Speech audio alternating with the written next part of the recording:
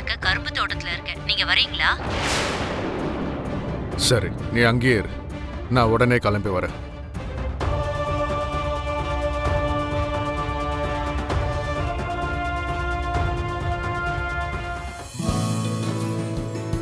அம்மா லக்ஷ்மி, 11 வித சிறப்பான பூக்களை வச்சு இந்த பூஜையை பண்ணணும்னு சொன்னல, பூக்களை கொண்டு வந்திருக்கியாமா? கொண்டு வந்திருக்கேன் புரோஹிதரே. குடுமா.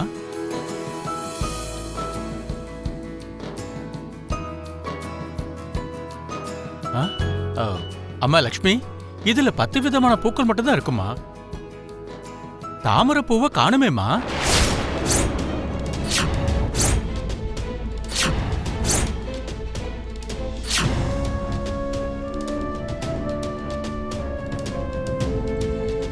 இல்ல புரோஹிதரே, நான் காலையிலேயே போய் நீங்க சொன்ன எல்லா விதமான பூக்களையும் எல்லா இடத்துல இருந்தும் சேகரிச்சுட்டு வந்தேன். ஆனா இதுல தாமரைப்பூ இல்லையாம்மா?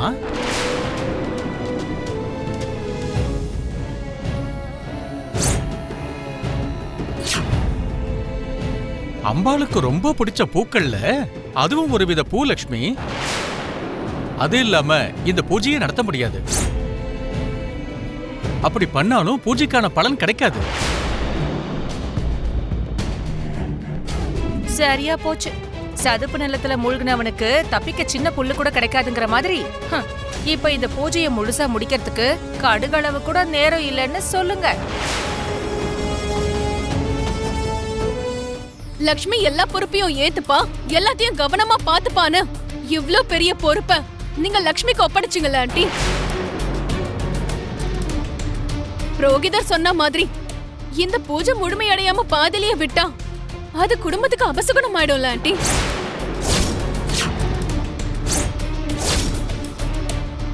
அதுதான் உண்மை மனிஷா. ஆரம்பிச்ச பூஜையை இப்படி பாதியிலே விட்டுட்டா அம்மனுக்கு கோபம் வருமா வராதா? இந்த லக்ஷ்மி நந்தன் குடும்பத்தை மட்டும் இல்ல, எங்க நந்தன் குடும்ப வம்சத்தோட எதிர்காலத்தையே கேள்விக்குறியா மாத்தி வச்சிட்டா. போதும் சின்னத்த, ஏற்கனவே இங்க இப்ப என்ன செய்யறதுன்னு தெரியாம நம்ம இருக்கோம். இந்த நேரத்துல இப்படி குத்தி பேசுறதெல்லாம் தேவையா? குறைஞ்சபட்சம் சூழ்நிலையை புரிஞ்சுக்கவாச்சும் முயற்சி பண்ணுங்க. யார் புரிஞ்சுக்கிறதுக்கு முயற்சி பண்ணணும்? சொல்லு லக்ஷ்மி, யார் உன்னை புரிஞ்சுக்கணும்? இந்த பூஜை எவ்வளவு முக்கியமானது தெரியுமா? இந்த பூஜை முழுமை அடையாம விட்டா அதுக்கப்புறம் எந்த மாதிரி விளைவுகள் வரும்னு புரோகிதர் சொன்னது உனக்கு ஞாபகம் இல்லையா? எல்லாம் எனக்கு தெரியும், எல்லாம் நான் கரெக்டா பண்ணிடுவேன்னு தலையாட்டிட்டு இப்ப எல்லாரும் தலை குனிச்சு நிக்கிற மாதிரி நீ பண்ணி வச்சிருக்க.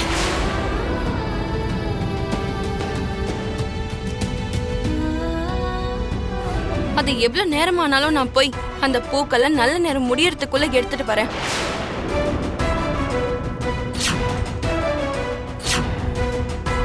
சபாஷ் லக்ஷ்மி, சபாஷ். முடிஞ்சு போச்சு, நீ எதுவும் பண்ண முடியாதுன்னு சொல்லும்போது என்னால முடியும், நான் எடுத்துட்டு வரேன்னு சொன்னல, அதை கேட்க ரொம்ப சந்தோஷமா இருக்குமா? அஸ்தமிக்கிற சூரியனும் மறுபடியும் கிழக்குல தான் உதிக்கும். வாடி போயிருக்கிற ஒரு கிளை கூட மறுபடியும் ஒரு புது பூவோட மலரும். அதே மாதிரி உன் மேல இருக்கிற இந்த பொறுப்பு உனக்கு ஒரு புது பலத்தை கொடுக்கும். மனசுல உறுதியான ஒரு முடிவை எடுத்துட்டோம்னா அதை சாதிக்கக்கூடிய பலம் தன்னால வரும். நீ போயிட்டு வா லக்ஷ்மி. அத்தை, நந்தன் வம்சத்துக்கு என்னால எந்த ஒரு குறையும் வர நான் விட மாட்டேன். இந்த பூஜையோட பலன் நந்தன் வம்சத்துக்கு கண்டிப்பா கிடைக்கும். நான் உடனே கிளம்புறேன். கொஞ்சம் இரு லக்ஷ்மி. மித்ரா, லக்ஷ்மி கூட அவளுக்கு துணையா போ.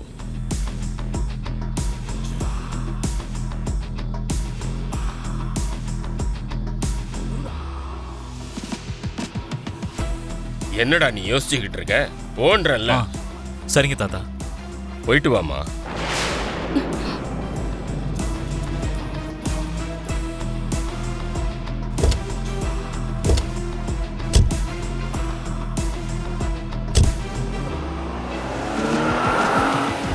இங்க பாரு, இவ்வளோ நாளா உனக்கு எந்த ஒரு கஷ்டமும் வராம பாத்துக்கிட்டேன். இதுக்கு மேலேயும் நானே பாத்துக்கிறேன். உன் எதிர்காலம் என்ன ஆகும்னு நீ கவலைப்படாத. உனக்கு எப்போ எது தேவைப்பட்டாலும் கேட்கறதுக்கு தயவு செஞ்சு கூச்சப்படாத. புரிஞ்சுதா?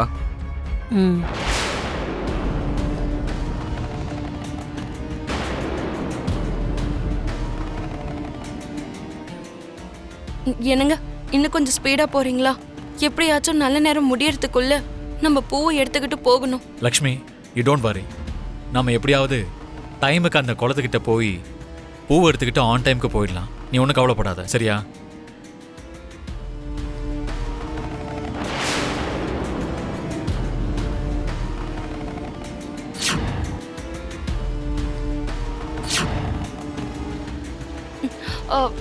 என்னங்க கொஞ்சம் காரங்க நிறுத்துங்க.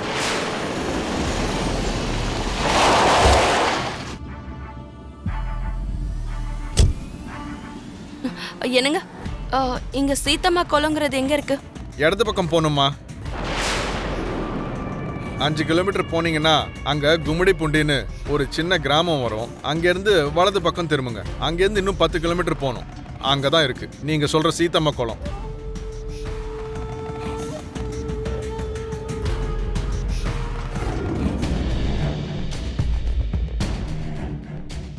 இதுதான், இந்த ரூட் தான். லெஃப்ட் எடுத்துக்கோங்க.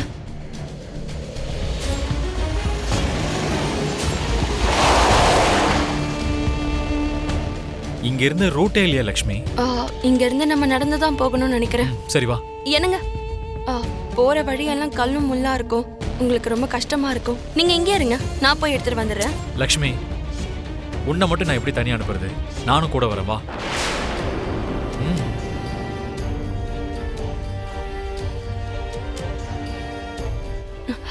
என்னங்க அந்த பக்கம்.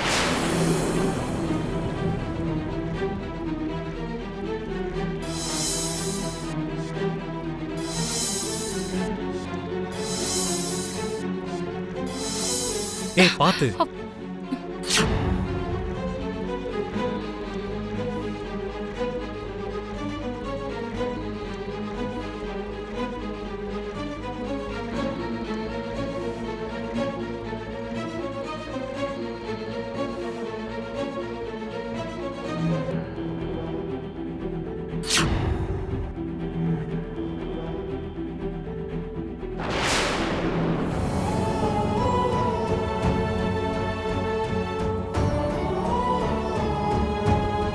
லக்ஷ்மி, நீ இங்கே இரு, நான் போய் பூ எடுத்துட்டு வரேன்.